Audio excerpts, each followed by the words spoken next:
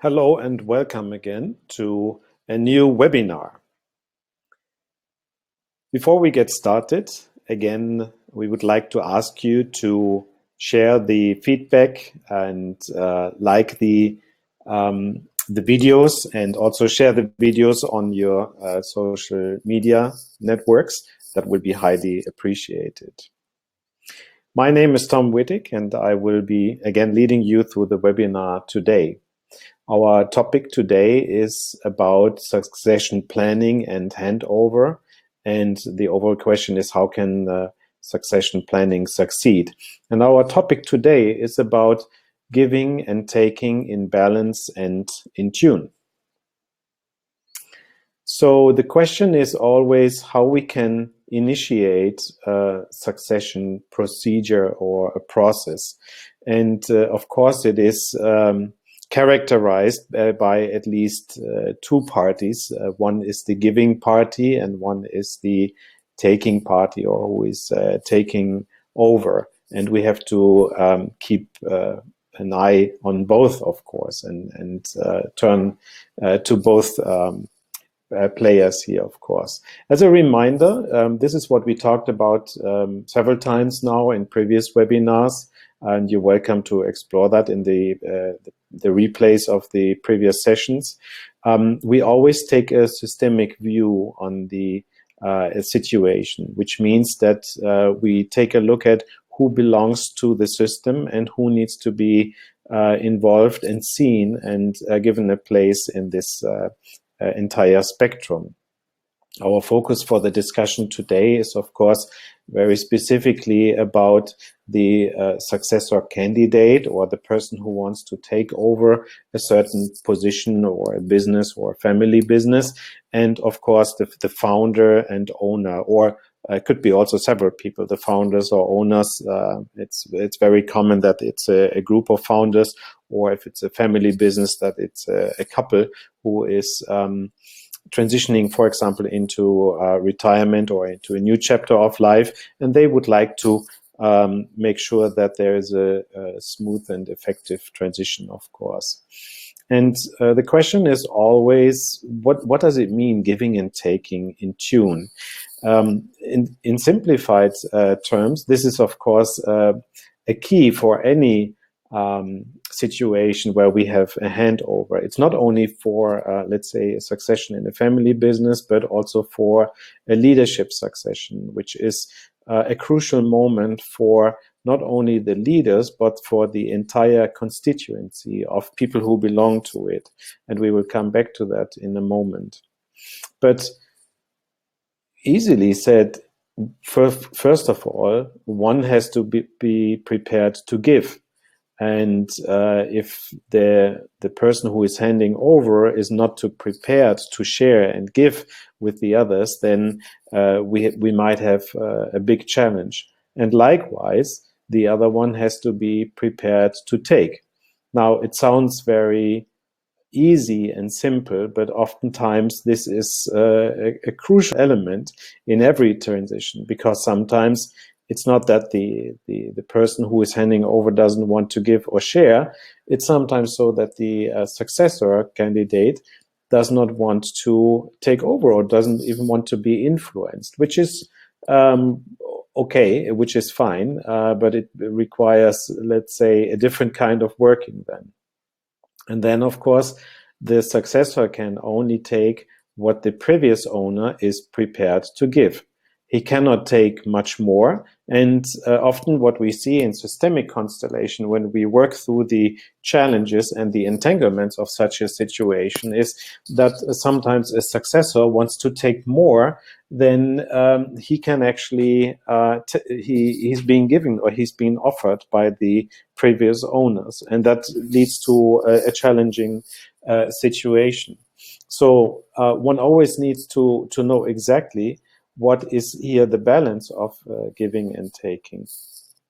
And likewise, the owner can only give forward and share with the successor what he or she is prepared to take. So if the successor doesn't want to take over, or is not ready maybe to take over, then that is could be a challenge, especially when the previous owner has a certain experience and knowledge, and would definitely and eagerly like to hand over something and give more. But if the other person is not prepared or willing or able to take it over, then we might have a disbalance. And out of this imbalance could reside a conflict, which can take its own dynamic.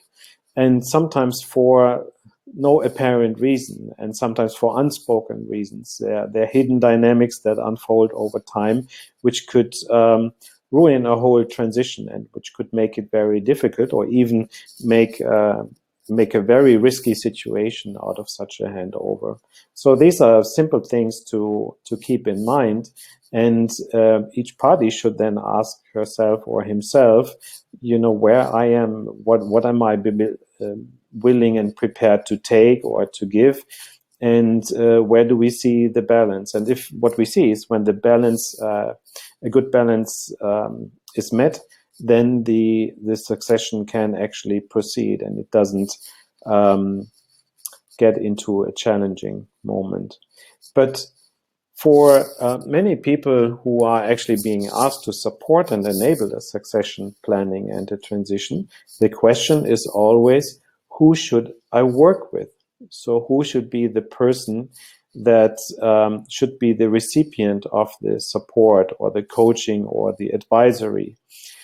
Sometimes this is fairly easy and straightforward, and sometimes only on the second side it turns out what the appropriate scenario would be, and who should actually initiate this work and this act of helping the support and enablement. I would like to give a few hints about that by walking you through a very simple scenario here. So first of all, we have our two candidates, and one is the receiver and the other one is the person who is handing over and transitioning. So they will meet at some point in time, and of course they have to get to know each other and these kind of things, but they also will soon find themselves to get into a certain motion of and movement of giving and taking and discovering also probably with each other. What I hear oftentimes is then when it comes to, let's say, a handover situation or the process is being initiated, that sometimes the previous owner realizes what he or she has, let's say, accomplished in the past or accumulated in terms of experience and knowledge that one might take for granted. But then you suddenly realize when you have to communicate to somebody else what all the nuances are and the key things that you have learned about your business and the tips and tricks and so on. So this is, of course, very important and valuable feedback and input for any succession candidate. And likewise, the person who is taking over might find herself or himself in a situation where you suddenly realize, oh my goodness, I have to learn a whole lot of things about this business and how actually the inner workings of the company are. And as I mentioned before, sometimes in a lot of cases, there's also the partner of the owner who is playing a key role in this in terms of supporting the other person. Because sometimes when you have worked your whole life and you have given your whole time, energy, and lifeblood into an enterprise or an organization or a project, then you might wonder, okay, what is next for me and what should I do? Or should I rather stay somehow connected to the business which I have built? And sometimes the business, especially in family-owned businesses, the enterprise is playing a key role, almost like a family member, which wants to be seen, taken care of, nurtured, visited every day, and so on. And so that's something to keep in mind, that there's also a support from the partner and the family. And next, of course, we have to keep an eye on the employees and the leaders in the organization. If they are still in tune with the movements, and if there's also a good, what I call a systemic fit between the new management or the new owner of the company, the new leadership, and the people who have been there in the first place. Again, I would like to make a cross-link here to what I said in previous webinars, that it also is important to understand the rank, the different rank of the people, because not everybody is equal, and there's a certain, let's say, framework of hierarchies and orders in any organizations, which can be characterized by different things. So, for example, a different rank by the tenure in the company, or a different rank by the contribution to the company or the past contribution. So it's important to understand that, of course.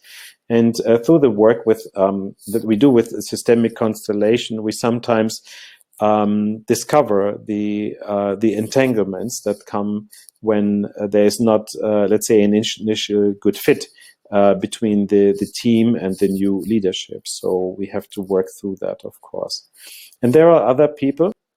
So in some businesses, for example, we have the board of directors, or the supervisory board, as it is sometimes called, or the administrative board.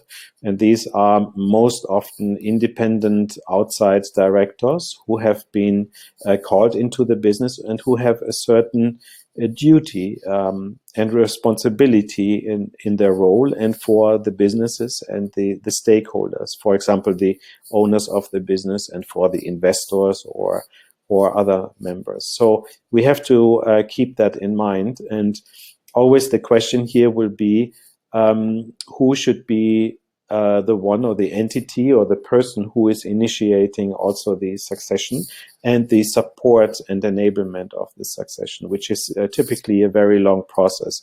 It's not that, everything happens on one day. That is rarely the case. So it's typically a long process by which a transition is proceeding and taking place.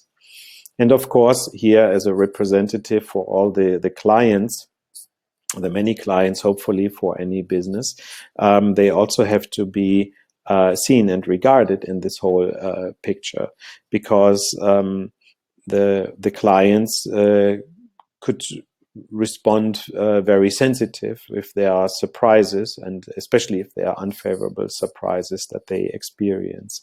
So the question is always, can it succeed? How can it succeed? And who should be the one who is also, let's say, leading the entire transition plan?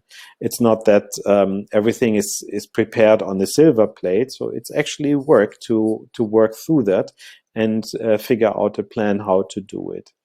And finally, there comes the moment of the handover, when the new person is taking the helm and steering the ship, so to speak. And that is a very special moment, of course. But there are a lot of things to do before it comes to that moment. And so maybe I should give a few hints of how you should work if you're in a position to support, let's say, a transition planning. What could be potential ways? So should you be working with the owner, the successor only, or the board of directors? So there are very different, let's say, approaches how to do this. But as a rule of thumb, I would say that first of all, it always has to be a partnership between the previous owner, current owner, and the successor.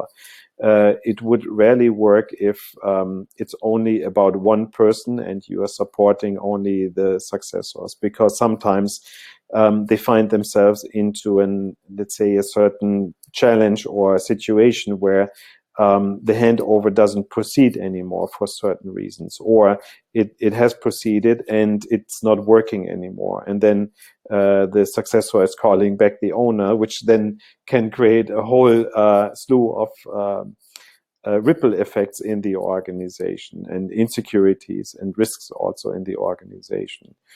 But when there is also a board of directors, my rule of thumb is that it's very prudent for the board of directors to be involved in one way or another. And typically the board of directors has this very high on the agenda, and it's a top priority for them to make sure that the succession planning is working very effectively and smoothly, not only because of their responsibilities and governance responsibilities, but of course as a matter of continuity and let's say a sustainable work for the organization. So if you find yourself in being, let's say, for example, a coach or an advisor or an independent consultant, you should always ask the question, okay, who do I work with? Who do I support? And it's very rarely only one person. The coachee is very rarely only one person who is taking over. Sometimes when it's about business consulting, that is often the case. But based on the experience in working with these situations, you have to open up much further to include everybody who is involved and affected in this entire scenario. And of course, the leaders of the organization are equally important because they have to relearn again to work with each other and to get into tune with each other in order to provide good leadership services for the organizations and for the constituency. So I think the beginning of any coaching work in such a situation should be the question, who should I work with? And there's no single answer to that. It could be different from organization to organization, of course. Okay, so that was the topic for today. In a short form, I introduce again some new facets of transition planning. Again, for those of you who are listening to this in English, there's also a German version for it. So I'm teaching these webinars in English and German, which usually happens with a few days of delay. And if you would like to learn more about the work, you can go to our website, constellation@wittigonia.net, where I'm talking a lot about constellation work and announcing new learning opportunities and workshop seminars about this topic, but also the topic of renewal, innovation, and transforming organizations for a new chapter. And as always, the Q&A will happen here live. I always take a couple of questions here live in the session, in the webinar session, but you can also go to the Facebook site called Constellateur with a C, and submit questions there. Okay, so let's take a look. We have typically some questions here which are submitted by the audience. I cannot take each and every question, so bear with me here. I have one question here. Where do I find a successor? That is a key question, and this is typically the most prominent question, because we have, especially in some of the European countries, the situation that we have a lot of companies who are let's say coming at age and looking for a succession situation or a successor. This is not easy. I should probably do a dedicated webinar about that, about some more practical things and how to find a successor and how to identify. But of course, generally speaking, you can take a look at, I think the first look is always at the family, if a family member wants to take over. Secondly, also in the business, if there's one or more candidates who want to take over.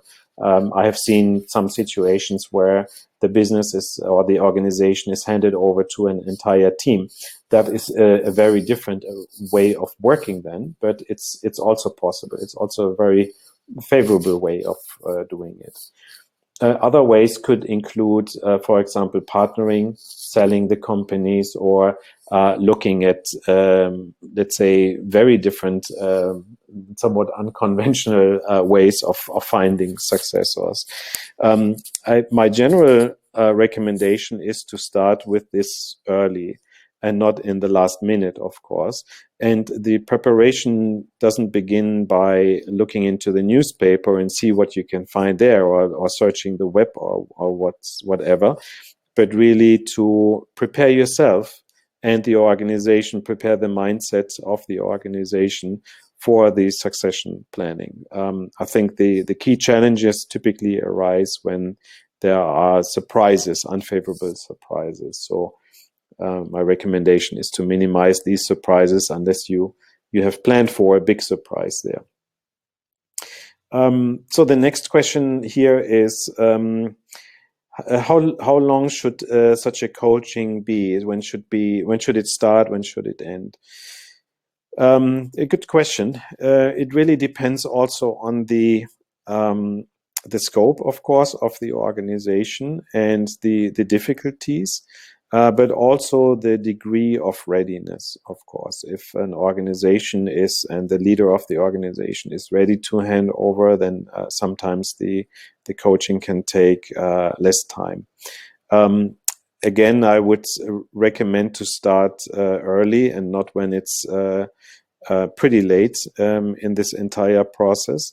And the coaching usually does not end with, let's say, the moment of handover and when a contract is signed and so on. Typically, it takes longer than that for both the person who is taking over and the person who has handed over the business, because oftentimes we see that both want to be, let's say, included in some way or another in the business. And there's always the question, what would be a good and feasible way to keep engaged and to stay engaged in such a situation. So let's say plan for probably several months or maybe a year, something like that, just to give you some rule of thumb. But it's important to get the planning work and the inner preparation work flowing, of course. Okay, and then maybe just one more question. Let's see.